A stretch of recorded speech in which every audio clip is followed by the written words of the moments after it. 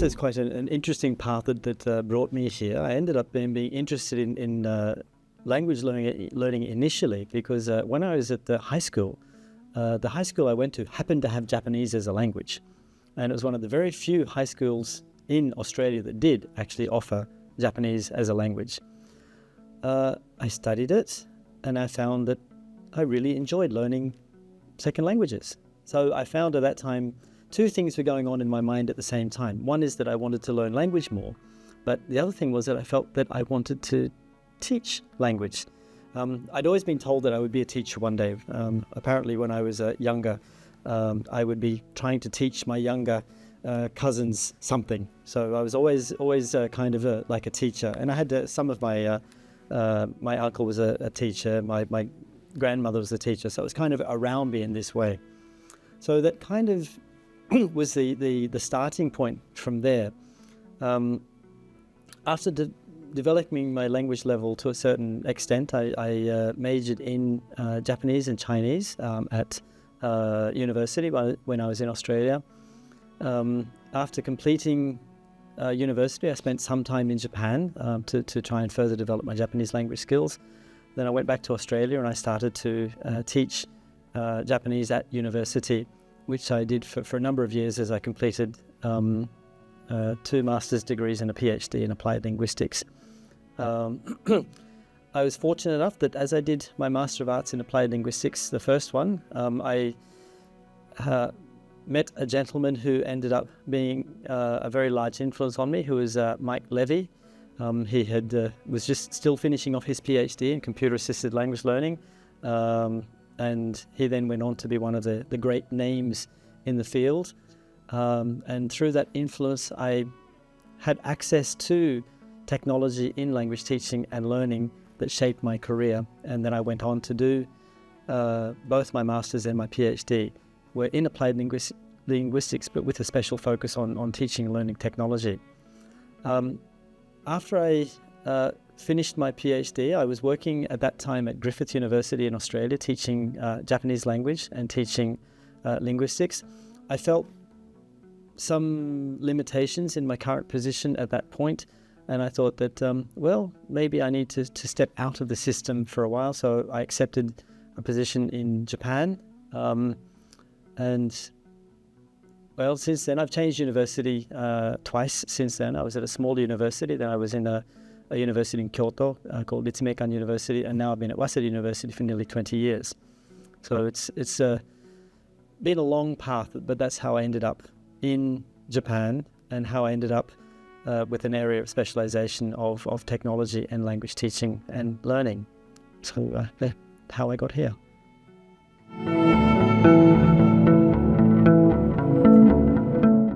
It's very interesting because when I see a lot of research that explores the ideas of computer-assisted language learning or the use of technology in language teaching and learning, there's almost this kind of subconscious underlying idea that technology is going to promote agency or autonomy. Now, I've made some fairly controversial statements myself over the years, but probably one of the most controversial statements I've ever made is that technology is not going to promote long-term autonomy. Technology is going to support a learner who has developed their own autonomy or their own agency over time. It's another tool in the toolkit for learners to use. Now, we do see that technology may be a prompt, that somebody starts from a technology, and when they start from a technology, this incites an interest that they may be able to learn something through technology. But that technology itself is unlikely to be the long-term determinant of their agency or of their autonomy. Once they start from there, then they start to develop within themselves. I mean, what is, for example, autonomy? I view autonomy as being a combination of our motivation and our skills. And I've also seen it worded as the skill and the will. Having that motivation behind is something which technology is not going to promote in the long term. Through using technology, we are able to have access to language, which can have a positive impact. However, our motivation to learn a language is going to be very variable over time. We're going to have some days where we just don't feel like it, and other days where we're really going to be feeling like it. However, maintaining that motivational side of things is unlikely to happen only through the technology. There's going to be external points, interactions with people. Now, as a person who has been in the field of computer-assisted language learning now since 1993, I've seen the changes that have happened, a tremendous number of changes that have happened over the years. And from this, I think I can say that no one technology has had an enormous individual impact on a person's ability to learn a language. We're always going to be shifting with this, but it also means that we need to learn how to use new technologies on an ongoing basis.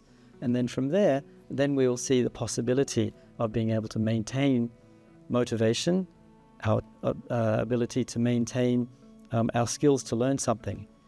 But in my 30 plus years in the field, we still mustn't forget that human element. Technology is going to be a means to an end. And I think we will see that, yes, some people's goals for learning a language may be to communicate through technology, but who they're communicating with is still a human at the other end. So even if we have our generative AI technologies, which now allow us to interact as a human, most of us would find that that's a means to an end. We're still looking for a means of interacting with a person. So our technology is a vessel to take us there, but we're going to change ships many, many times. But each ship that we get into is going to have a completely different navigation system, a completely different way of moving forwards. And we have to learn this each time. Now, if we can learn certain generic skills, which then we can apply to new technologies, this becomes easier. But then it comes back to that point again, who's going to teach, where the learner is going to be able to get this knowledge from. Some of it can be intuitive from the technology itself. Some of it will need to come from an external person. So the relationship between technology, motivation, autonomy, interaction, extremely complex. It's not something that can be summed up in just a few words.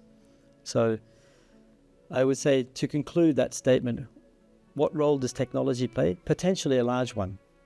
But at the same time, we need to be cautious not to overplay what that relationship will be in the long term, achieving the multiple goals, acquiring the multiple skills that we need to be able to learn a language to communicate with people.